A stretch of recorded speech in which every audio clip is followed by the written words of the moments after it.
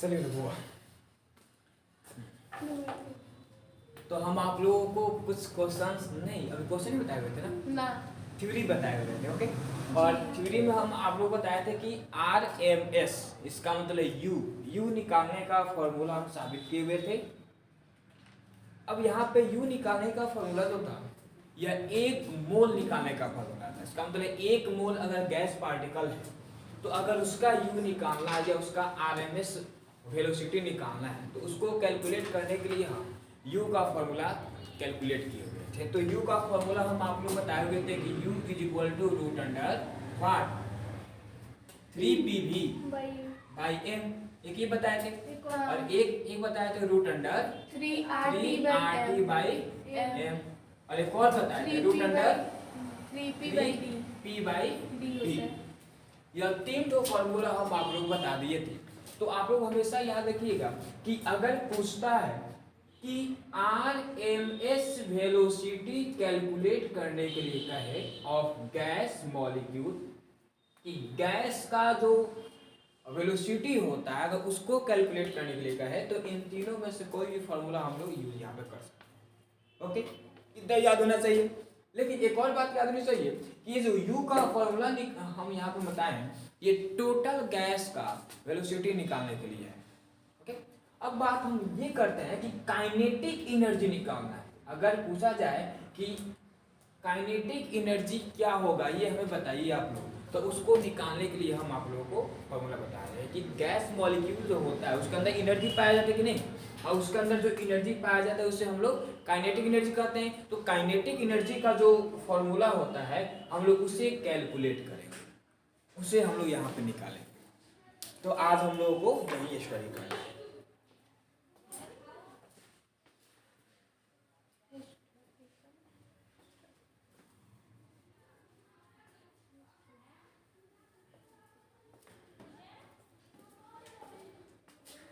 तो यहाँ पे टॉपिक हम लोग बनाएंगे। इस टॉपिक का नाम होगा क्या हुआ, calculation of kinetic energy of gas molecules. Okay, अब इसका हिंदी क्या हो जाएगा, गैस अणुओं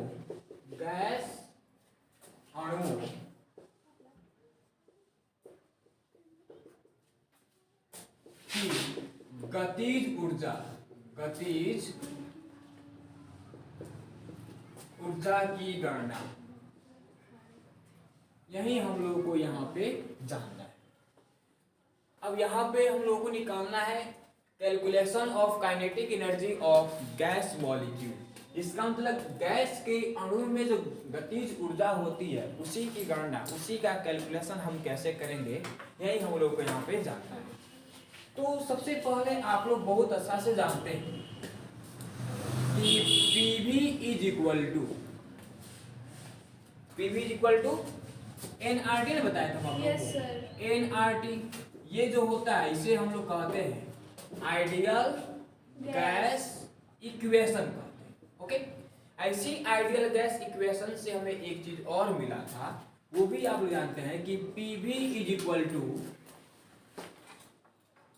MNU का स्क्वायर, ये ना आप लोग मिला हुआ था। और इसी से हम लोग एक और फॉर्मूला कैलकुलेट किए थे और वो हम लोग का फॉर्मूला था U is equal to root under PV by, यहाँ पे ऐसे ना था, PV by 3PV by M। ये n जो था ना, ये n इंडिकेट यहाँ पे यही करता था कि नंबर ऑफ मॉलिक्यूल या नंबर ऑफ मोल को ये n इंडिकेट करता था। तो ये फॉर्मूला हम लोग यहाँ पे कैलकुलेट किए थे U का।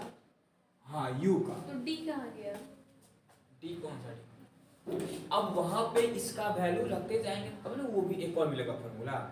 तो हम यहाँ पे U का एक नहीं तीन को बताए थे, तो हम एक ही वो फॉर्मूला यहाँ पे लिखे हुए हैं। एक और हो जाएगा जो आप यहाँ पे कह रही हैं। हाँ समझ गए। हमको लगा एम से आप एक कट किए थे ना इससे। हाँ, तो वो अलग है। तो यहाँ देखिए, तो यहाँ पे ये जो फॉर्मूला यूज होता है यह यूज होता है for N molecules, for N gas molecules, gas molecules. इसका मतलब गैस अणुओं की संख्या जब n होती है तो उसके लिए इस फॉर्मूला का यूज करते हैं। लेकिन हम लोग को यहाँ पे एक मॉलिक्यूल का निकालना है कि गैस का एक मॉलिक्यूल हो या एक मोल हो, तो उसके लिए हम कैसे फॉर्मूला का यूज करते हैं। तो उसके लिए यहाँ पे सिंपल में आ जाएगा formula PV is equal to 1/3, m का m हो जाएगा और यहाँ पे n होगा, अब नहीं होगा क्योंकि n का वैल्यू तो 1 हो जाएगा, तो यहाँ पे सिंपल में u स्क्वायर हो जाएगा। तो ये जो फॉर्मूला जो हो जाएगा ना, ये आप लोग बहुत पहले से जानते हैं, ये हो जाएगा for 1 mole of gas molecule. इसका मतलब गैस अणु की संख्या अर्थात मोलों की संख्या 1 है, तो उसके लिए हम इस फॉर्मूला का यूज करेंगे। इतना समझ आप लोग को आया। अब यहाँ पे थोड़ा सा हम लोग और आगे की ओर स्टडी करेंगे, इसको लिखिए आप लोग, तो फिर आगे हम बता रहे हैं। अब चलिए हुआ, बहुत अच्छा इतना पढ़े हम लोग, अब थोड़ा सा और आगे रहें। मेरा बिस्किट चुराए खा गए हैं, दीजिए तो। आप लोग स्टडी किए होंगे कि के जो होता है ना, अर्थात के मीन्स होता है काइनेटिक एनर्जी होता है। तो के का एक फॉर्मूला होता है, आप लोग जानते हैं, half mv square. Okay, yes sir. तो हाफ mv स्क्वायर कहिए तो, या हाफ mu स्क्वायर कहिए तो, क्योंकि v और u दोनों जो होता है ना, ये वेलोसिटी को इंडिकेट करता है। तो आप हाफ mv स्क्वायर भी कह सकते हैं और हाफ mu स्क्वायर भी कह सकते हैं। अब यहाँ पे हम बात करते हैं, यहाँ पे हम आप लोग बताए हुए हैं कि PV is equal to 1/3 mu square.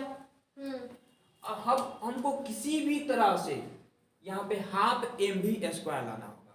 अब हाफ mv स्क्वायर हम कैसे ला सकते हैं, यहाँ पे 1/3 है, लेकिन हमको लाना कितना है, 1/2 लाना है। इसका मतलब 3 को 2 कर देना है। तो एक काम करते हैं, अगर 2/2 से हम डिवाइड करते हैं, यहाँ पे जो 1/3 है इसको 2/2 से डिवाइड करते हैं, तो हम ऐसे में तो इसको तो लिख सकते हैं ना कि 1/2 इंटू 2/3, ऐसे लिख सकते हैं कि नहीं हम इसको, क्योंकि हम इसको मल्टीप्लाई करेंगे तो 1 2 जा 2 आएगा और 2 3 जा 6 आ जाएगा। तो ऐसे इसको मल्टीप्लाई करेंगे तो 1 2 जा 2 आएगा और यहाँ पे 6 आ जाएगा, तो इक्वल आया। तो हम ऐसे अल्टरनेट भी यहाँ पे कर सकते हैं, चेंज भी कर सकते हैं। तो इससे साफ साफ साबित होता है कि हम इधर RHS में जो है ना, यहाँ पे 2/2 से मल्टीप्लाई करेंगे। अब 2/2 से मल्टीप्लाई अगर करते हैं तो कोई इफेक्ट नहीं पड़ने वाला, क्योंकि 2 से 2 कैंसिल हो जाए तो एक ही ना बचेगा, तो उससे कोई इफेक्ट पड़ने वाला नहीं है। 4/4 से भी तो कर सकते हैं। 4/4 से हो सकता है, लेकिन आपको 1/2 नहीं ना मिलेगा। फिर 4/4 से 1/2 नहीं है 4/4 इंटू 1/3 ये भी तो 1 ही हो गया ना, खुद हो गया। अब क्या, अब इसको किसी भी तरह से सोल्व अगर करते हैं तो 1/2 क्या आ जाएगा, मिल जाएगा? नहीं मिलेगा, किसी भी हालत में नहीं मिलेगा। लेकिन अगर वही 1/3 में 2/2 से मल्टीप्लाई करते हैं तो ये ऐसे ही होगा 1 इंटू 2/3 इंटू 2। तो हम इसको ऐसे लिख सकते हैं, 1/2 लिख सकते हैं, कोई बात नहीं, इंटू 2/3 यहाँ पे हम लोग यहाँ पे लिख सकते हैं। लेकिन अगर 4/4 से करते हैं तो 1/2 आपको नहीं मिलेगा। हमें यहाँ पे किसी भी हालत में काइनेटिक एनर्जी लाना है, क्योंकि हेडिंग वो वही है और उसी को निकालना ही हमें। तो यहाँ पे हेडिंग सोच कर इसको हम लोग सोल्व करेंगे, बनाएंगे। तो सिंपल बात है, जो RHS है, RHS में हम 2/2 से मल्टीप्लाई कर देंगे। जब 2/2 से मल्टीप्लाई करेंगे तो हमें हाफ mu स्क्वायर मिल जाएगा। तो यहाँ पे लिखेंगे multiply by 2/2 in RHS। Right hand side में 2/2 से मल्टीप्लाई करने पर तो यहाँ मिलेगा क्या, PV is equal to 2/2 into 1/3 mu square. Okay, अब हम इसको लिख सकते हैं कि PV इज इक्वल टू, अब यहाँ पे एक काम करेंगे कि ये 1 और ये 2 को एक साथ हम यहाँ पे आराम से लिख सकते हैं। तो यहाँ बच गया 2 और यहाँ बच गया 3, तो ये 2/3 हो जाएगा और इनटू 1/2 का 1/2 mu स्क्वायर हो जाएगा। अब यहाँ पे हम लोग लिखेंगे सिंस, मतलब चूंकि हम लोग जानते हैं, हम लोग बहुत पहले से जानते हैं, 9th क्लास में स्टडी किए होंगे वर्क एनर्जी में, आप लोग को यही मिला होगा कि सिंस 1/2 mu स्क्वायर कहिए या 1/2 mv स्क्वायर कहिए, ये काइनेटिक एनर्जी का फॉर्मूला होता है। तो जहां पे 1/2 mu स्क्वायर है उसके स्थान पे हम ke लिख सकते हैं कि नहीं, तो आराम से यहाँ पे ke को लिख देंगे। तो ये हो जाएगा क्या हुआ, pv इज इक्वल टू, यहाँ पे तो इस सेम का सेम रहेगा, यहाँ पे मतलब 2/3 वैसे ही रहेगा। इसके जगह पे हम ke लिख लेंगे, तो यहाँ पे जाएगा ke हो जाएगा। आगे निकल यहाँ पे। अब यहाँ पहली बात यह है कि हमें किसका फॉर्मूला यहाँ पे कैलकुलेट करना है, ke का फॉर्मूला निकालना है। हमें यहाँ पे ke का फॉर्मूला यहाँ पे कैलकुलेट करना है, तो इन सभी को उधर भेज देंगे हम। तो जो 3 इधर डिवाइड में उधर जाएगा तो इनटू में हो जाएगा, ये जाएगा 3pv और 2 मल्टीप्लाई में उधर जाएगा तो डिवाइड में हो जाएगा by 2 is equal to ke। तो इस प्रकार हम लोग यहाँ पे लिख सकते हैं कि hence kinetic energy is equal to 3pv/2, ये निकल गया ke का आंसर, इसका फॉर्मूला निकल गया। तो अब इसी पर क्वेश्चंस भी अलाइज होंगे, क्वेश्चन भी हम आपको बता रहे हैं। सबसे पहले इसको आप लोग अपने कॉपी में नोट कर लीजिए, जल्दी खोलो। अगर देखते हुआ तो इतना समझ में आ गया आप लोगों को। अब आप लोग एक चीज और याद कीजिए कि हम आप लोग बताए हुए थे कि pv is equal to nRT, ये हम आप लोगों को फर्स्ट में ही बताए हुए थे कि नहीं। ओके, अब देखिए, अब मान लेते हैं कि n की संख्या 1 हो रही है, तो pv किसके बराबर हो जाएगा बुआ, RT के बराबर हो जाएगा। अब जहां पे pv होगा वहां पे RT को हम लोग आराम से लिख सकते हैं। तो इसका मतलब काइनेटिक एनर्जी जो होता है ना, वो हो जाएगा क्या, 3RT/2 हो जाएगा। ओके, इसमें कोई दिक्कत। अब यहाँ पे हम लिखे हैं कि k is equal to 3RT/2, तो ये काइनेटिक एनर्जी हम किसके लिए यूज करते हैं, 1 मोल गैस मॉलिक्यूल। अर्थात गैस मॉलिक्यूल की मात्रा कितनी होनी चाहिए, 1 मोल होनी चाहिए, तब जाके ये फॉर्मूला यूज करेंगे। लेकिन अगर यही कह दे कि 1 मॉलिक्यूल का निकालना है तो n से डिवाइड दे देंगे, हो जाएगा। क्योंकि n जो होता है ना, वो 1 मोल को इंडिकेट करता है, 6.022 into 10 to the power 23 होता है। पता है। ओके, तो हम एक मॉलिक्यूल का भी हम आप लोग बताएंगे। इसको उठा लीजिए, इसको हम इरेज करें।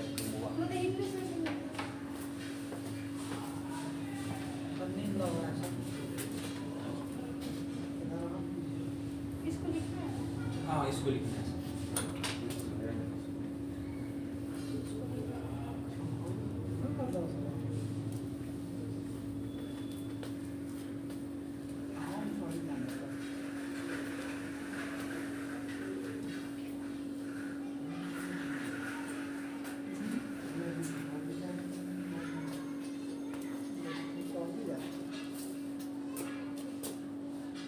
लिख लिया वो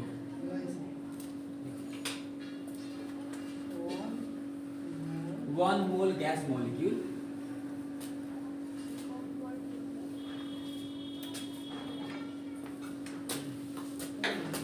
अब यहाँ पे लिखेंगे के E for 1 gas molecule.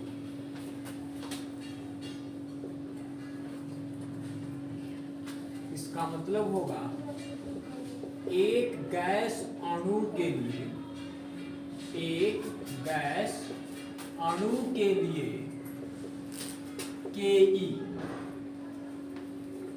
Okay, अब यहाँ पे बात करते हैं कि हम लोगों ने जो यहाँ पे स्टडी किया था ये 1 मोल के लिए है।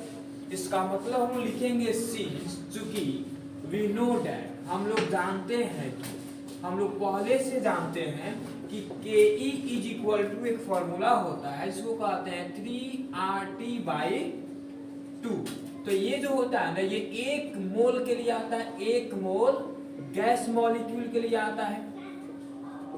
ओके, तो इसका मतलब हम यहाँ पे ये भी तो बोल सकते हैं ना कि 3RT/2 is equal to 1 mole gas molecule अर्थात कितना के बराबर होता है 6.022 इंटू 10 का पावर 23 के बराबर होता है।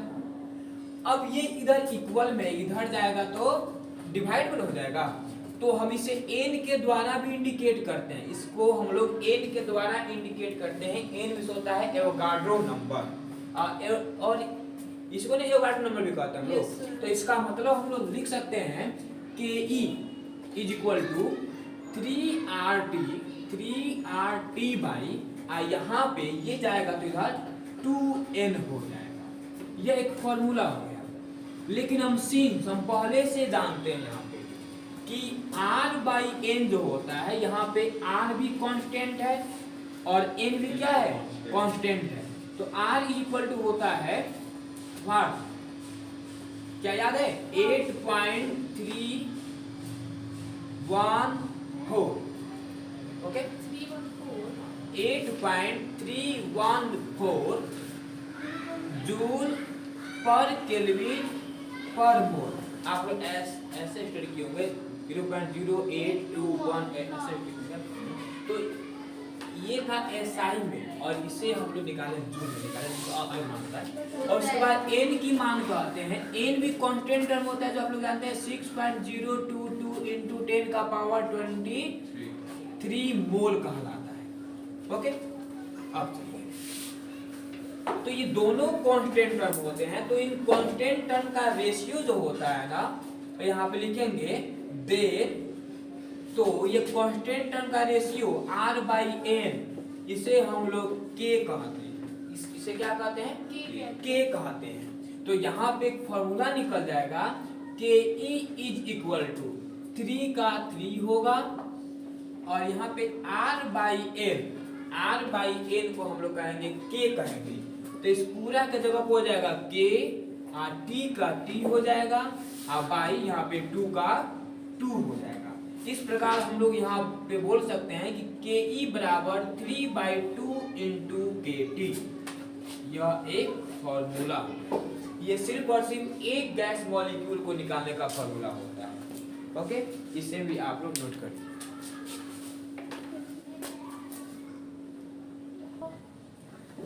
हो गया लिखनी आप लोग सब कोई। अब देखिए, अब यहाँ पे जो यूज किया गया यहाँ पे टर्म के यूज किया गया है, तो के के बारे में थोड़ा सा हम लोग जान लेते हैं। के का वैल्यू क्या होता है ये भी हम लोग यहाँ पे समझ लेंगे, पढ़ लेंगे। ओके, सर आपसे बात करना है। हाँ बोलिए।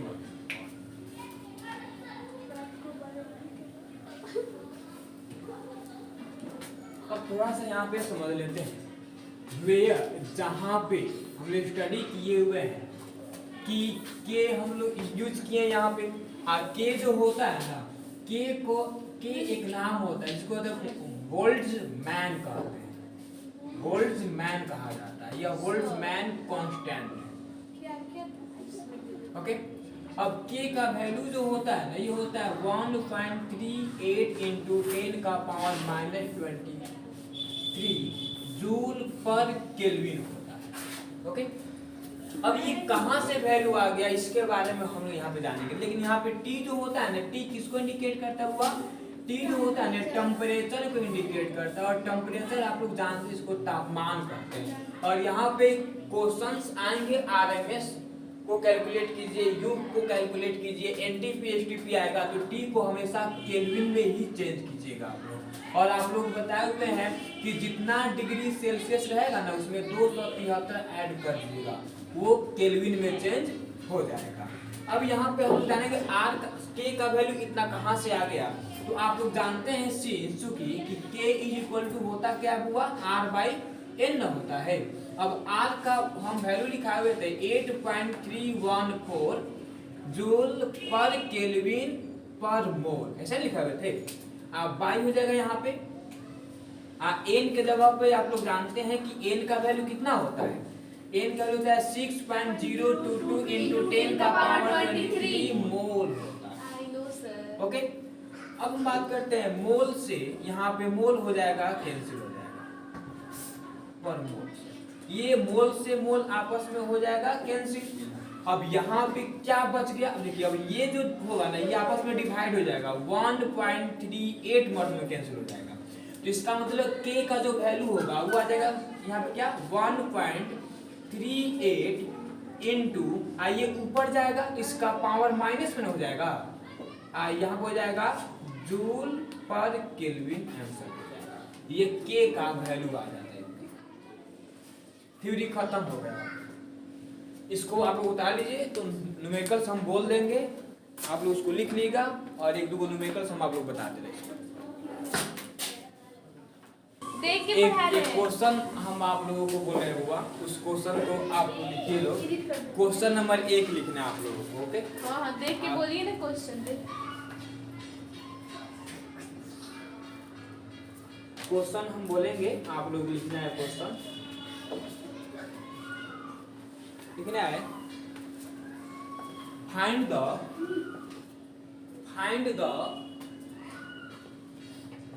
The RMS velocity, find the RMS velocity of ammonia molecules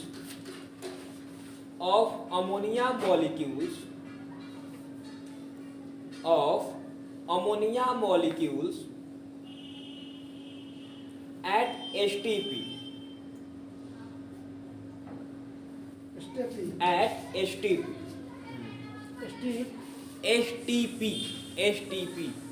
standard temperature pressure और NTP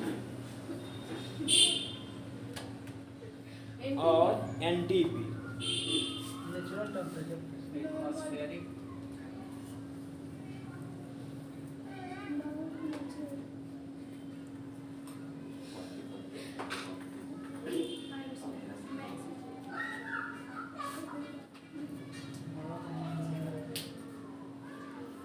हो गया, लिखना होगा। तो अब इस क्वेश्चन को हम लोग सोल्व करेंगे, हम लोग इसे बनाएंगे। छोटा क्वेश्चन है। अच्छा एक उपाय करते हैं, और भी क्वेश्चन हम आप लोग लिखा देते हैं। अगला क्वेश्चन लिखिए तो वो आप लोग क्वेश्चन लिखिए ना, एक साथ क्वेश्चन हो जाएगा, एक साथ सॉल्यूशन हो जाएगा। अगला क्वेश्चन लिखना है आप लोगों को। Second number question. हाँ, find the RMS velocity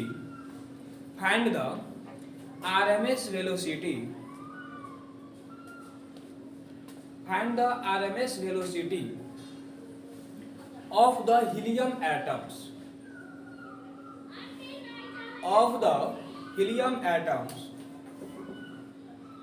at 25 degrees Celsius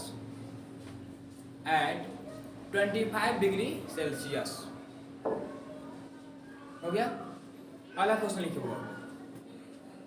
the RMS velocity of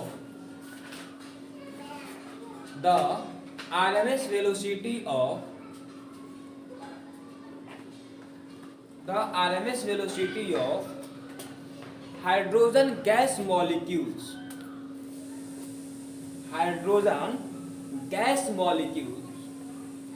at NTP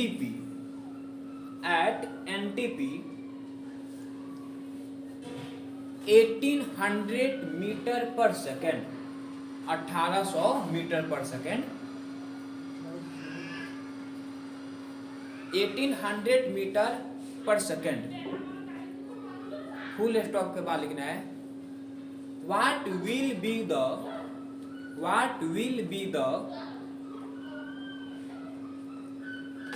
RMS velocity of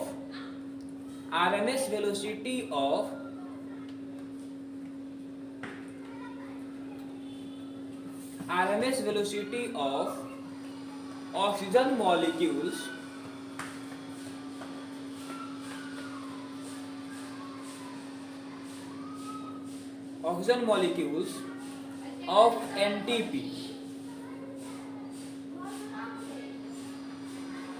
of NTP लिखा है, ऑफ एनटीपी और एसटीपी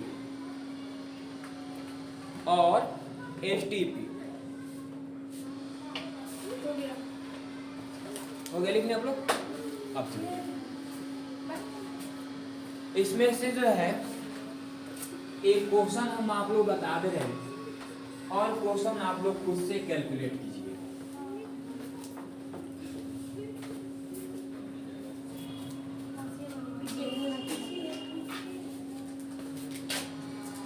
इसमें क्वेश्चन नंबर 3 ये लंबा है, ओके, इसको हम आप लोग बता रहे हैं। देखिए अब तीसरा नंबर क्वेश्चन में ये करा है कि द आरएनएस, आर स्मॉल होगा वो, आरएनएस, आरएमएस, हाँ आर स्मॉल होगा, तो यहाँ पे लिखा हुआ है the RMS velocity of hydrogen gas molecules at NTP 1800 metre पर सेकेंड।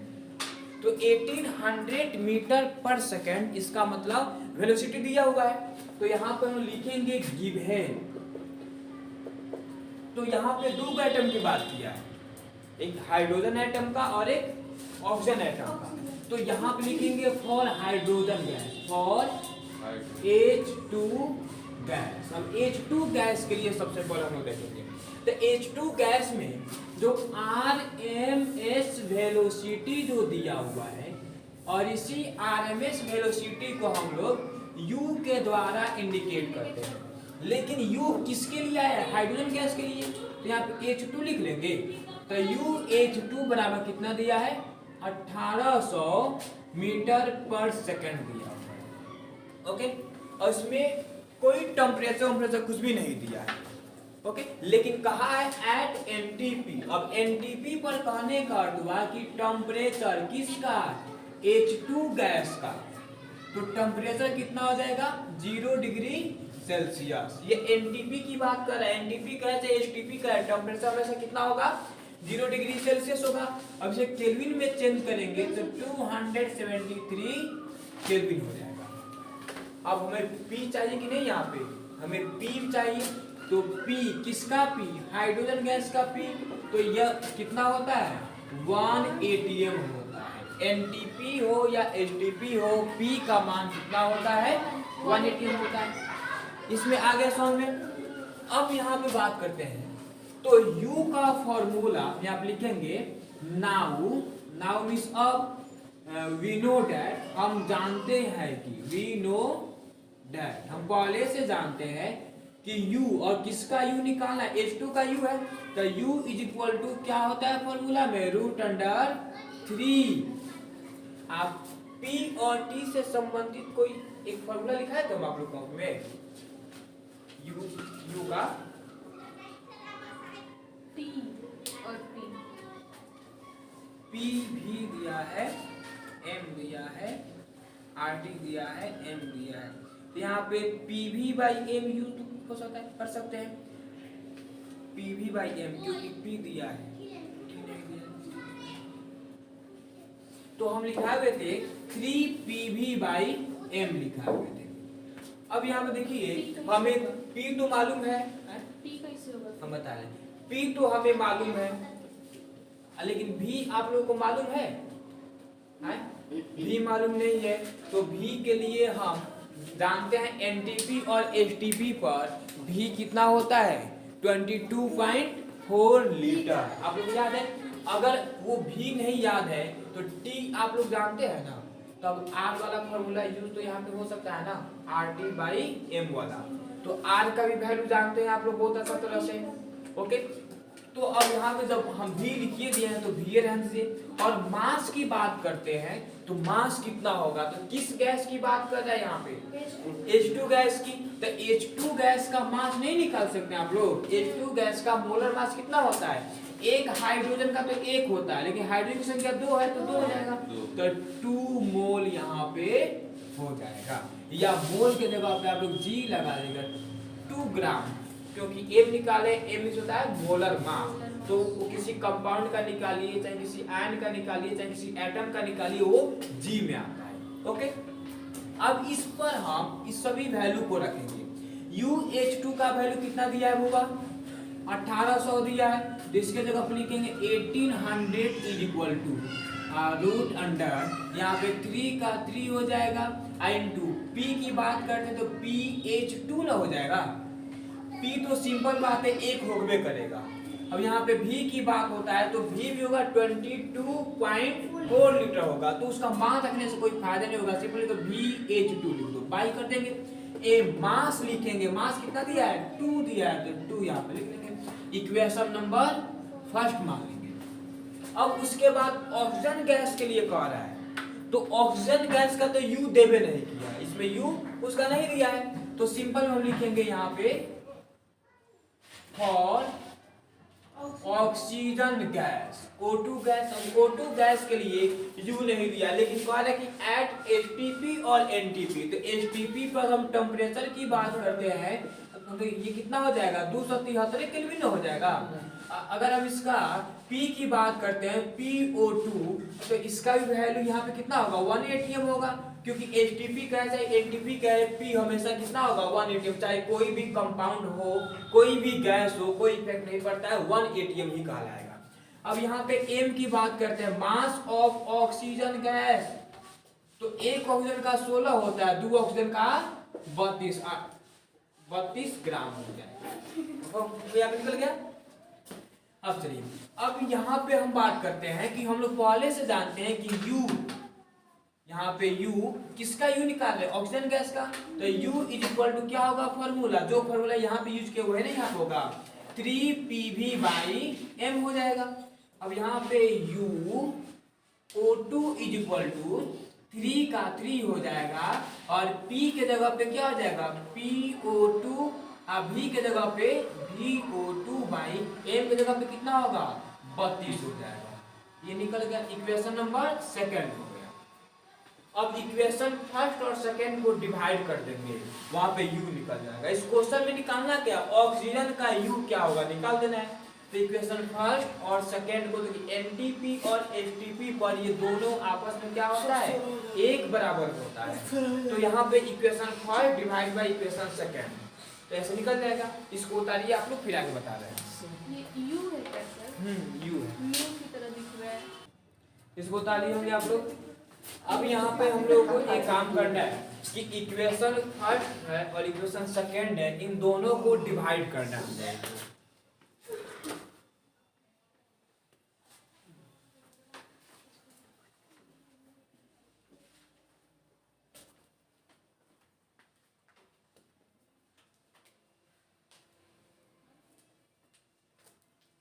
यहाँ पे लिखेंगे now equation first divided by equation second. Equation first में दिया हुआ है कि 1800 इज इक्वल टू, तो आप लोग जानते हैं कि जो LHS होता है वो LHS के साथ डिवाइड होता है और जो RHS होता है वो RHS के साथ डिवाइड। इसका मतलब इसे हम लोग LHS कहेंगे लेफ्ट हैंड साइड, तो इसे भी तो वही ना कहेंगे LHS कहेंगे। तो ये दोनों आपस में डिवाइड करेंगे और इसे हम लोग RHS कहेंगे, तो ये आपस में अलग डिवाइड होगा। इसका मतलब हम यहाँ पे लिख सकते हैं कि 1800 बाई UO2, इसका मतलब ऑक्सीजन गैस का RMS velocity is equal to, और यहाँ पे हो जाएगा रूट अंडर 3PH2 VH2/2। ये जब यहाँ पे ये जाएगा तो इधर ना जाएगा, तो अब इसे इनटू में भेजेंगे तो ये उल्टा हो जाता है, तो इसका मतलब ये हो जाएगा रूट में 32/3PO2 इंटू VO2। ओके, अब देखिए अब रूट से रूट कैंसिल हो जाएगा आपस में। ओके, अब यहाँ पे बात हम करते हैं कि रूट से रूट कहाँ कैंसिल होगा, रूट से रूट कैंसिल होगा, ये जाकर अंदर मल्टीप्लाई कर देगा।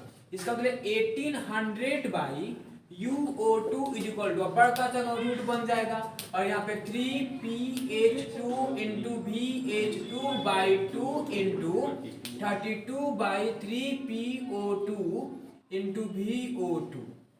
अब यहाँ देखिए, अब ये 16 मर्द में कैंसिल हो गया और यहाँ पे 3 से 3 खत्म। 3 कैंसिल।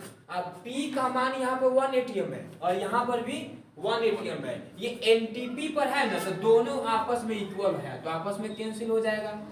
अब वहां पे यहाँ पे क्या बचा, 1800 बटा UO2 equal to root under 60। अब ये 4 निकल जाएगा, तो 1800 बाई UO2 इक्वल टू 4। अब ये 4 से डिवाइड होगा, ये हो जाएगा समान। कितने मत हो ये हो जाएगा 4 6 से है 6 से अंदर। नहीं 450 मर्द पे कटेगा ना। Yes sir. अब चलिए, अब यहाँ पे हो जाएगा क्या, तो अब इसको इधर भेज दें, तो यहाँ पे हो जाएगा 450 इक्वल टू UO2। तो यहाँ पे लिखेंगे इसलिए RMS velocity of oxygen gas equal to क्या हो जाएगा 450 मीटर पर सेकेंड।